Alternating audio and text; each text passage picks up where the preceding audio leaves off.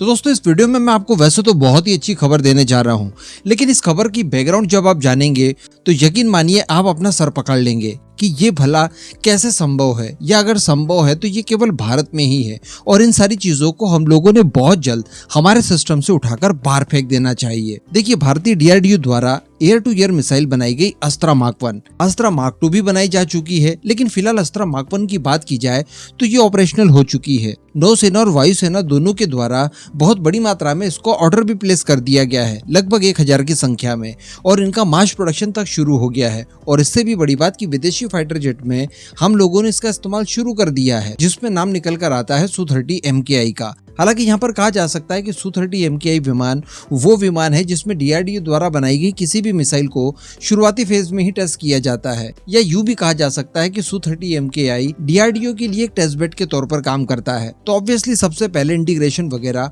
उसी में होना था, लेकिन आप थोड़ा सा ये सोचिए कि इसके डेवलपमेंटल परीक्षण काफी समय पहले हो चुके हैं। हम लोग कई बार इसके परीक्षण Su-30 MKI से कर चुके हैं और अब मास प्रोडक्शन तक कर चुके हैं, लेकिन अभी तक ये दुर्भाग्य वाली बात है कि जो हमारा इंडिजिनस प्लेटफॉर्म है यानी तेजस, उसके अंदर इसका इंटीग्रेशन और टेस्ट वगैरह नहीं किए गए थे। मैं 2021 से आप लोगों को कई बार इस तरह की वीडियो बनाकर बता चुका हूँ, कई बार बीच में खबरें निकल कर आ चुकी है कि अब तेजस मार्क 1 से अस्त्रा मार्क 1 मिसाइल का परीक्षण होने जा रहा है, इसकी इंटीग्रेशन का काम किया जा रहा है। बहुत ही जल्द ये ऑपरेशनल हो जाएगी तेजस मार्क 1 के साथ भी, लेकिन अभी तक ऐसी कोई भी पुख्ता जानकारी या प्रूफ निकलकर सामने आया ही नहीं था।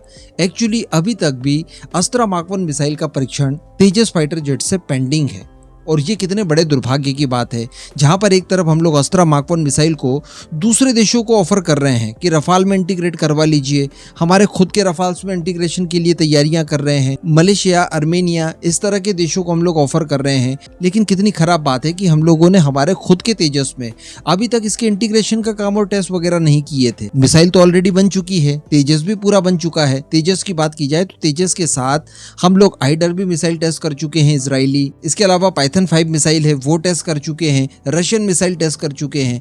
तो भाई कौन सी बड़ी बात है कि हम लोग हमारी खुद की मिसाइल हमारे खुद के फाइटर जेट में इंटीग्रेट करके उसका टेस्ट नहीं कर सकते। तो कहने का मतलब किया सब कुछ जा सकता था, लेकिन लेट लतीफी इस लेवल की कर दी गई कि हम लोग इसके एक्सपोर्ट के चांसेस तो देख रहे हैं, लेकिन इसके आर्मामेंट, स्वदेशी आर्मामेंट के ऊपर ही हम लोगों ने ध्यान नहीं दिया। लेकिन खबर अब अच्छी यही निकल कर आ रही है कि फाइनली तेजस के आर्मामेंट में अस्त्रा मार्क 1 मिसाइल को शामिल कर लिया गया है, और अब फाइनली ये कहा जा सकता है कि इसकी BBR कैपेबिलिटी एक अच्छे और स्टैंडर्ड लेवल तक पहुंच गई है।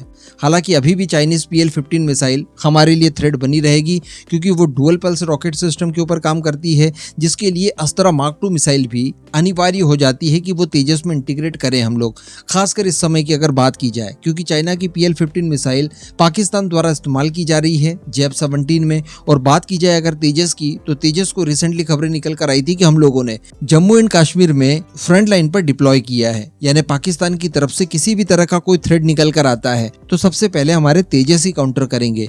ऐसी परिस्थिति में इसे काफी लंबी रेंज वाली BBR मिसाइल तो चाहिए ही चाहिए। हालांकि फिर भी अच्छी बात यह है कि अस्त्रा मार्क 1 मिसाइल के ऊपर काम शुरू कर दिया गया है। अब खबर कुछ इसी तरह की आ रही है कि तेजस मार्क 1 में अस्त्रा मार्क 1 मिसाइल का इंटीग्रेशन सफलतापूर्वक कर दिया गया है, और इसी के साथ साथ इसके ग्राउंड वाइब्रेशन टेस्ट, जिन्हें GBT कहा जाता है, और इसके साथ साथ स्ट्रक्चरल कपलिंग टेस्ट, जिन्हें SCT कहा जाता है, ये कंप्लीट कर लिए गए हैं और इसकी पुष्टि हो चुकी है। इसके अलावा दोस्तों इसराइल से खरीदा गया एल्टा APJ पॉड 8222 का भी इंटीग्रेशन करके इसके फ्लाइट टेस्ट वगैरह कंडक्ट करवा दिए गए हैं। तो अल्टीमेटली भारत के तेजस को अब उसकी असली क्षमता प्राप्त होने जा रही है। बताया जा रहा है कि ये जो अस्त्रा मार्क 1 मिसाइल का इंटीग्रेशन किया गया है, इसे किया गया है LSP-5 में, और ये इंटीग्रेशन किया गया है फाइटर जेट के मिड बोर्ड स्टेशन के ऊपर।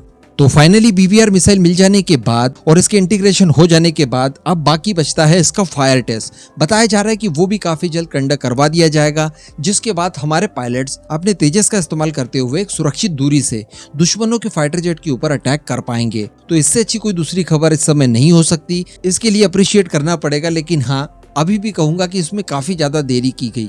इतनी देरी हर प्रोजेक्ट के ऊपर शायद भविष्य में न की जाए, इसी बात के लिए उम्मीद कर सकते हैं। इसके साथ जो इजराइल द्वारा खरीदा गया एल्टा APJ पॉड है, इसके इंटीग्रेशन के साथ साथ इसके उड़ान परीक्षण भी कर लिए गए हैं। इस तरह के पॉड जो होते हैं ये इलेक्ट्रॉनिक वॉरफेयर से संबंध रखते हैं, तो ये तेजस के इलेक्ट्रॉनिक वॉरफेयर सूट को पहले की तुलना में कई गुना ज्यादा क्षमतावान कर देगा। अल्टीमेटली उसकी सिचुएशनल अवेयरनेस को बढ़ाने के लिए ये काफी ज्यादा जरूरी है। ये जो दुश्मनों के रडार सिस्टम है उन्हें जैम करने के लिए और हमारे तेजस को उनकी नजर में आने से बचाए रखने के काम आएगा। तो अल्टीमेटली गाड़ी रुक रुक कर चल रही है, लेकिन अच्छी बात यह है कि अब उसने ट्रैक पकड़ के स्पीड भी पकड़ ली है।